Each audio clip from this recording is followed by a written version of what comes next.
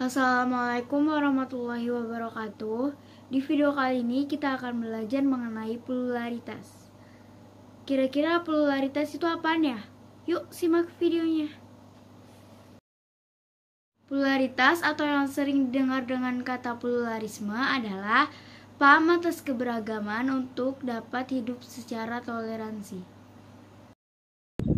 Islam adalah agama dengan pemeluk terbanyak dengan jumlah 87,2% pada tahun 2010. Islam mulai masuk di Indonesia pada abad ke-8 Masehi melalui pedagang atau pendakwah seperti Wali Songo.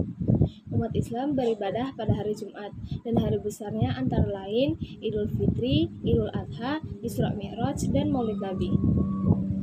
Kristen Katolik adalah Protestan yang mulai masuk di Indonesia pada abad ke-8 melalui mayoritas dari Spanyol dan Zending dari Belanda. Umat Kristen percaya bahwa Isa Al-Masih adalah juru selamat dan hari besarnya antara lain Natal, Paskah, dan kenaikan Isa Al-Masih. Agama Buddha masuk di Indonesia bersamaan dengan masuknya agama Hindu, dan Kerajaan Sriwijaya pernah menjadi pusat agama Buddha di Asia Tenggara. Waisak adalah hari besar bagi umat Buddha dan perayaannya dilaksanakan di Candi Borobudur, Jawa Tengah. Ajaran Hindu masuk di Indonesia pada awal abad Masehi. Peristiwa ini menandai bahwa berakhirnya masa prasejarah di Indonesia. Hari Galungan dan Hari Nyepi adalah hari besar yang dirayakan oleh umat Hindu. Ajaran Konghucu masuk di Indonesia bersamaan dengan masuknya imigrasi bangsa keturunan Tionghoa dan Cina. Agama ini mengajarkan penghormatan terhadap leluhur. Tempat ibadah umat Konghucu adalah kelenteng dan hari besarnya adalah Imlek. Budaya berasal dari bahasa Sanskerta yaitu budaya dalam bentuk jimak dari budi yang berarti budi atau akal. Yang kedua, wujud kebudayaan. Berdasarkan wujudnya, kebudayaan digolongkan menjadi dua. Yang pertama bersifat abstrak dan yang kedua bersifat konkret. Yang bersifat abstrak itu berada di dalam pikiran manusia dan tidak bisa diraba atau difoto atau disimpan dan lain-lain. Contohnya seperti ide, gagasan, nilai-nilai, norma, peraturan, dan cita-cita. Yang kedua yang bersifat konkret. Yang bersifat konkret itu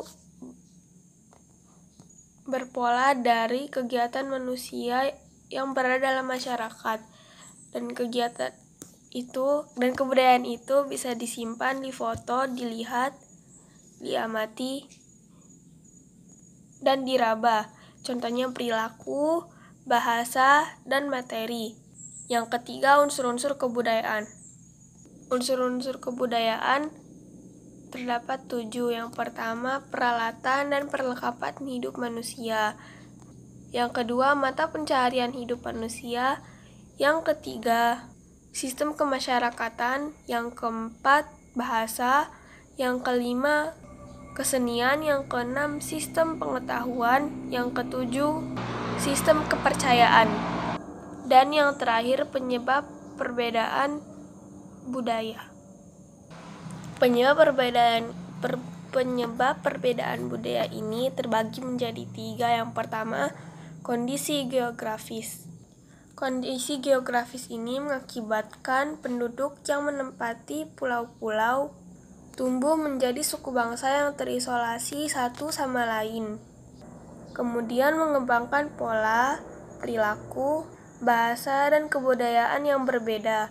Yang kedua, pengaruh kebudayaan asing. Indonesia terletak pada antara 2 samudra dan 2 benua. Kondisi yang strategis ini merupakan daya tarik orang asing untuk datang dan hingga menetap di Indonesia. Yang ketiga, keadaan iklim. Iklim yang berbeda di antara beberapa daerah menimbulkan kondisi alam yang berbeda. Kondisi ini akhirnya membentuk pola-pola perilaku dan sistem kebudayaan yang berbeda-beda. Sekian dari saya. Wassalamualaikum warahmatullahi wabarakatuh. 7 unsur kebudayaan menurut Kunchara Ningrat yaitu 1. Bahasa, 2. Sistem pengetahuan, 3. Organisasi sosial, 4. Sistem peralatan hidup dan teknologi, 5. Sistem mata pencaharian hidup, 6. Sistem religi, dan 7. Kesenian. Penyebab perbedaan kebudayaan Indonesia disebabkan oleh faktor adat istiadat, agama, lingkungan, keadaan, tradisi, atau budaya dan suku. Pluralitas perbedaan suku bangsa. Pluralitas juga ditemukan lewat banyaknya suku bangsa yang ada di Indonesia, yakni lebih dari 300 kelompok. Suku terbanyak adalah suku Jawa. Suku Jawa tak hanya tinggal di Pulau Jawa, tetapi juga banyak yang melakukan transmigrasi ke pulau lainnya yang ada di Nusantara. Bahkan tak sedikit yang tersebar di luar negeri. Pluralitas perbedaan pekerjaan. Pekerjaan merupakan suatu aktivitas yang dilakukan manusia untuk memenuhi kebutuhannya. Pekerjaan dikelompokkan menjadi dua, yaitu pekerjaan sektor formal dan pekerjaan sektor non-formal. Untuk pekerjaan sektor formal terkait dengan suatu sistem yang berlaku baik dari sisi swasta maupun dari sisi pemerintahan, seperti perusahaan, guru, dan pegawai negeri sipil atau PNS. Sedangkan pekerjaan non-formal contohnya seperti pedagang, petani, dan wira swasta. Sekian presentasi dari kami. Wabillahi taufiq wal hidayah. Wassalamualaikum warahmatullahi wabarakatuh.